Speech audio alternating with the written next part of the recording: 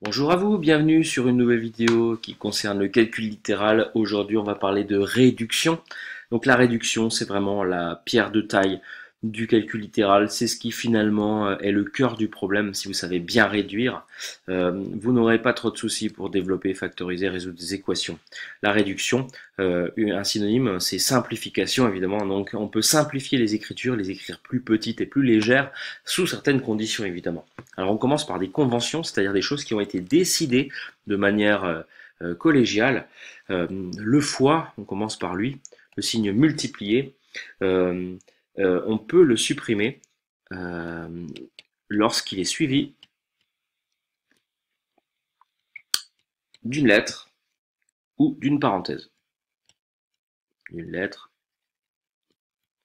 ou d'une parenthèse. Ça, c'est vraiment un truc à savoir. Le fois, vous pouvez le mettre, mais vous pouvez aussi ne pas le mettre. Deuxième point, A fois 1, par convention, on va écrire ça A, sachant que A, c'est une lettre. X fois 1, ben, c'est X. Ou 1 fois X, c'est X. A fois A, en revanche, on va écrire ça A au carré. Ça devient intéressant quand on a une ribambelle de A qui se suivent et qui sont multipliées. A fois A fois A, par exemple, et ben, on écrira ça A au cube, etc., etc., etc. A fois A fois A fois A fois A, si vous l'avez 5 fois, A puissance 5. Donc, c'est deux conventions qu'on va utiliser régulièrement. Et autrement, le principe fondateur de tout ça, ce qui fait que tout tient en place, c'est évidemment les priorités opératoires. Alors, plutôt qu'à long discours, un schéma, en admettant que ce soit une graduation de la force des opérations, qu'est-ce qu'on fait en premier? Les parenthèses ou les crochets les plus à l'intérieur. Alors attention, les crochets ne sont pas plus forts que les parenthèses, ce sont juste des parenthèses stylisées, des parenthèses carrées. Ensuite, les fois et les divisés. Et pour finir, les additions et les soustractions sont les liaisons qui craquent les plus vite, les plus faibles, les plus fragiles. Ce sont comme des aimants de frigo, hein. Les fois et divisés sont vraiment collés, aimantés, et les plus et les moins, très très peu. Du coup, on bascule tout de suite sur quelques conseils pratiques. Déjà, écrire gros, ça paraît judicieux sur ce genre de choses, surtout si c'est pas votre cas en général. Écrire gros, écrire espacé, et surtout écrire judicieux. Judicieux, c'est-à-dire malin. Qu'est-ce que j'entends par là? Quand vous avez une écriture de ce type, grand A égale 3 fois 2 plus 1 moins 5 divisé par 5, on ne peut pas vous dire que c'est faux. Pourtant, c'est extrêmement maladroit d'écrire ça comme ça, étant donné qu'en fait, les fois sont prioritaires. On va faire ça ensemble, et ça ensemble, vu que c'est une division. Donc, il serait quand même vraiment beaucoup plus malin d'écrire les choses comme ceci. 3 fois 2, quitte à exagérer les espaces, plus 1, moins 5 divisé par 5. Et là, on voit bien les paquets. C'est comme en musique ou même quand on parle, quand on dialogue, on a des temps de respiration, des pauses, les virgules servent à découper les phrases correctement. On respire, on est compréhensible. Si vous commencez à parler en découpant les mots différemment, c'est plus difficile à comprendre, vous m'aurez pigé. Donc là, c'est pareil. Et vous avez vu que j'ai mis une grande lettre devant, donc c'est pareil, conseil, je vous engage toujours à le faire. Si c'est pas fait, mettez une grande lettre qui symbolisera l'expression, grand A, grand B. Et puis, on va s'arranger pour toujours présenter les choses en colonne. C'est beaucoup plus simple à lire, c'est beaucoup plus simple à faire, et vous n'oublierez aucun élément. Donc vraiment, en colonne. Vous avez une deuxième expression à faire, vous la faites à côté, évidemment. Mais c'est impératif. Est-ce qu'on est obligé de remettre la lettre en dessous avec égal? C'est fortement conseillé, même si le égal peut suffire. Bon, ben on finit par quelques exemples pratiques. Alors, si on part par exemple sur 3 fois C plus 1 fois D, on voit que la multiplication est prioritaire, donc on va pouvoir faire ceci de la sorte. 3 fois C, on peut l'écrire 3C, 1 fois D, on peut l'écrire D, et puis ça, ben, c'est le résultat final. Alors, pourquoi on ne peut pas mélanger les choses? C'est deux types d'objets différents, C et D. Ici, il y a un fois qui fait que le 3 et le C sont aimantés, collés, on ne peut pas les séparer. Deuxième exemple. B plus B fois B fois B moins 7 fois, parenthèse, A fois E. Qu'est-ce qu'on va pouvoir faire de cette expression? N'hésitez pas à faire pause pour les faire tout seul, hein. Ça, c'est prioritaire, il y a des fois. On va pouvoir faire ça aussi. Puis le fois là, on voit qu'en fait, il n'y a que des fois ici. Donc les parenthèses sont totalement inutiles. On va pouvoir faire tout en bloc. Donc le premier B, évidemment.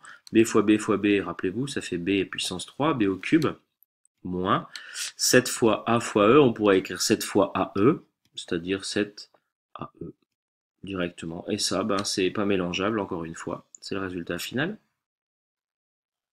J'enchaîne, mais n'hésitez pas à remettre à l'arrière, hein.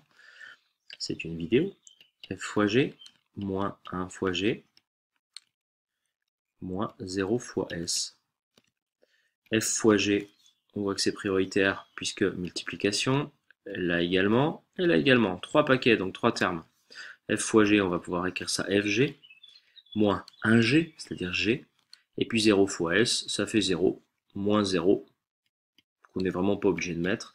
Est-ce qu'on peut poursuivre? Ben non, c'est deux familles différentes, F fois G, c'est une famille hybride, et G, c'est une autre famille. Donc F fois G moins G, c'est le résultat final. On pourra revenir sur cette expression en classe si vous le voulez. 32 moins 7A.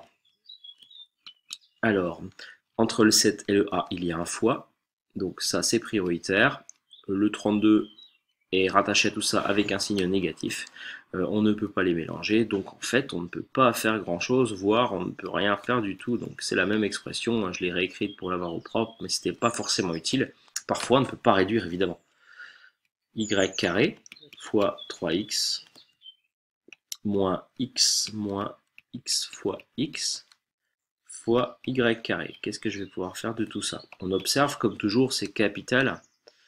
Donc là, j'ai un fois, je vais pouvoir mettre ça ensemble. Un moins x, moins, et là, j'ai que des fois. Nouveau paquet. Donc, y carré fois 3 fois x, je peux mettre les choses dans l'ordre que je veux, c'est que des fois. Donc en général, on s'arrange pour mettre le nombre devant. 3. 3. À ordre alphabétique, pourquoi pas, x, y carré. Ça, c'est le premier terme.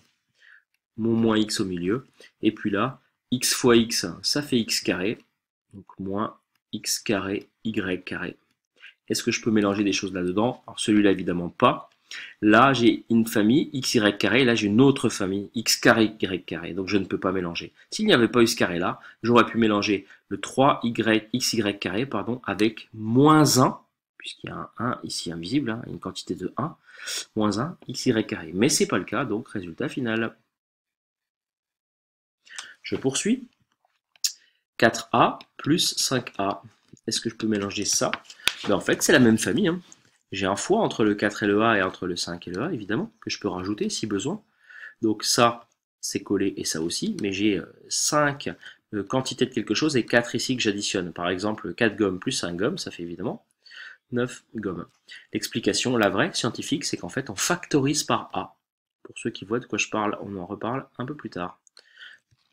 Alors, quelle est la différence entre 4A plus 5A et 4A fois 5A cette fois-ci? Eh bien, la différence, elle est notable. Je n'ai que des fois. Ici, j'en ai un. Ici aussi, et là aussi. Donc, je fais les choses dans l'ordre que je veux. Alors, naturellement, je vais mettre les nombres avec les nombres. Ça, c'est une étape qu'il n'est pas forcément important d'écrire, mais en tout cas, d'avoir en tête. C'est la même chose que ça, fois ça, fois ça. On se retrouve donc avec 20A au carré. Donc, vous aurez remarqué que c'est quand même totalement différent. Qu'est-ce que je peux faire de ceci?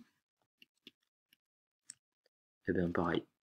J'ai que des fois, ici et ici. Donc, je vais mettre le 4 avec le 5. 20A. Encore 2. Qu'est-ce que je peux faire de 7x moins x carré moins x? J'observe qu'ici, il y a un fois. Et nulle part ailleurs. Au niveau des familles, j'ai ici la famille des x, ici la famille des x carré, et ici la famille des x. En quelle quantité? J'en ai 7 ici, et j'en ai moins 1 ici.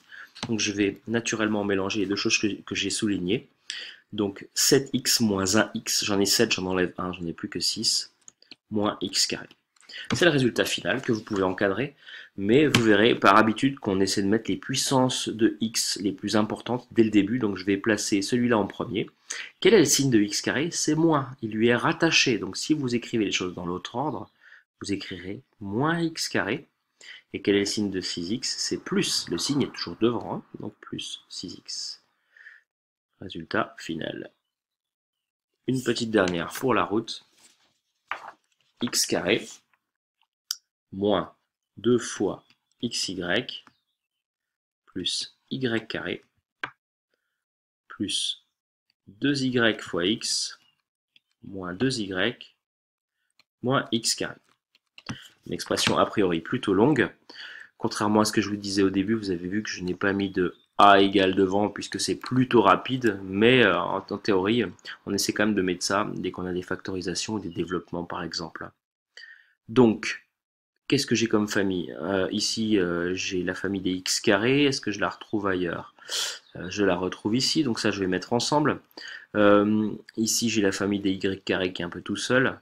Et puis là, j'ai des multiplications à faire, un fois ici aussi, donc je vais peut-être m'en occuper tout de suite. Et puis là, pareil. Là, j'ai la famille des y qui est encore différente. Donc, regroupons les choses. Ici, j'ai x carré, et ici, j'ai x carré. Donc, en quelle quantité? Ici en 1 exemplaire, et ici en moins 1 exemplaire. Donc, 1 moins 1, ça fait 0. Donc, j'ai 0 x carré, en fait, il s'annule. On oublie ça tout de suite. Là, je vais m'occuper de mon calcul. 2 fois x fois y, je vais écrire ça 2xy. En revanche, vous avez vu qu'il y a un moins devant qui appartient à cette quantité, donc il ne faut pas que je l'oublie, c'est vraiment important. Plus y carré. Et plus 2yx. Moins 2y. Alors, yx, c'est la même chose que xy. C'est interchangeable, c'est que des produits. Donc si j'ai moins 2xy, plus 2xy, même quantité en opposé, donc pareil, ça s'en va. Et je me retrouve au final avec y carré moins 2y. Ce sont des familles différentes, c'est le résultat final. Voilà, c'est fini pour cette longue vidéo de réduction. À vous de vous entraîner et on en reparle en classe. À bientôt!